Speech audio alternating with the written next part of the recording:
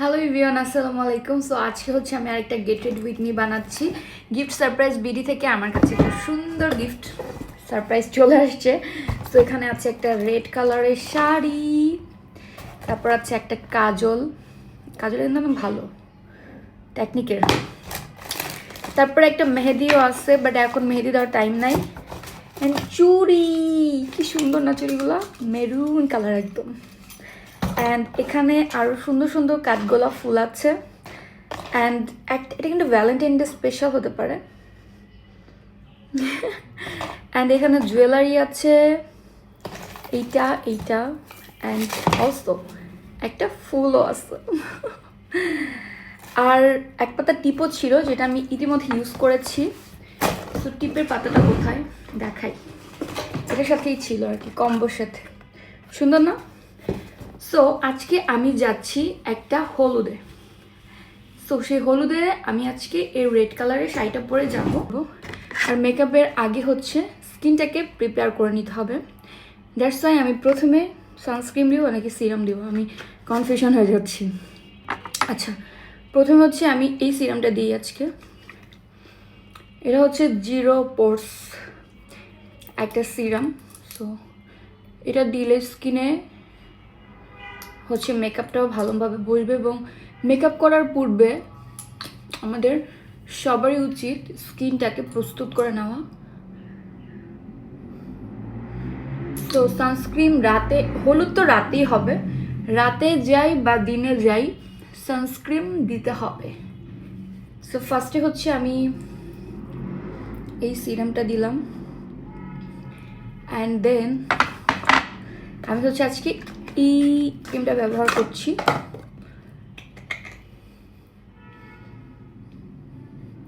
বেশি না, অল্প করে দিব, এত বেশি দেওয়ার দরকার নাই।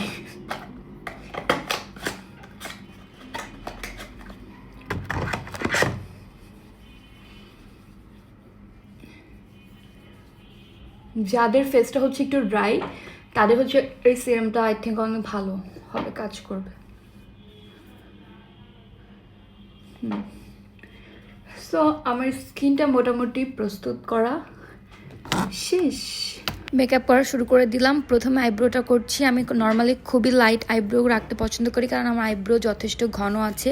দ্যাটস আমি একটা পেন্সিল লাইনার দিয়ে আমার আইব্রোটাকে করে নিলাম। তারপর আমি হচ্ছে এই কনসিলারটা দিয়ে আমার আইব্রোটাকে সেট করে নিচ্ছি। মেকআপটা কিন্তু খুবই লাইট রাখবো আজকে। ফাউন্ডেশন, হালকা ফাউন্ডেশন। বিশ্বাস করেন, স্কিনটা যদি প্রস্তুত করে নেওয়া হয়, ফাউন্ডেশন লাগাতে এত আরাম লাগে, সুন্দরভাবে বসে যায় ফেসে।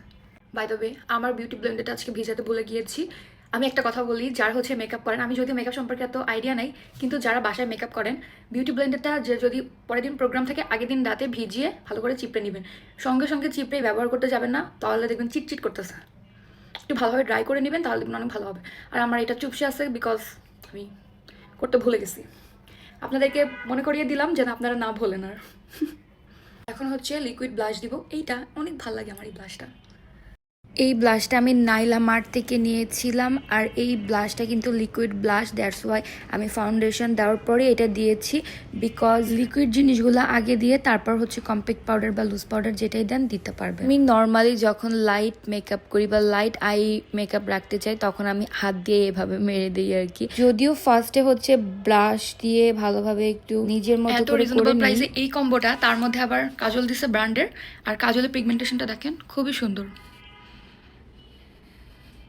একদমই টাইম কম, তাই হচ্ছে তাড়াহুড়ো করে এখন শাড়িটা পরে ফেলবো। আর সাথে কিন্তু আমি এই ব্লাউজটা পেয়ার আপ করেছি হোয়াইট রং। সুন্দর একটা ট্রান্সফরমেশন হইলে কত ভাল লাগতো। এই যে দেখেন হয়ে গিয়েছে, আমি একদম রেডি। আমি কিন্তু জুয়েলারি, ফুল সব কিছু পরেছি, আর এখান থেকে এই ফুলটা নিয়ে আমি একটুখানি মাথায় দিয়েছি। অ্যান্ড চুড়িও পরেছি, শাড়িটা একটু ইউনিকভাবে পরেছি, যেহেতু আমি প্রেগনেন্ট, পেটটা যাতে একটু কম বোঝা যায় এই আর কি। কেমন লাগলো আমার গেট রেডি উইথ মি অবশ্যই কমেন্ট করে জানাবেন। Thanks for watching my video. আল্লাহ হাফেজ, গুড বাই।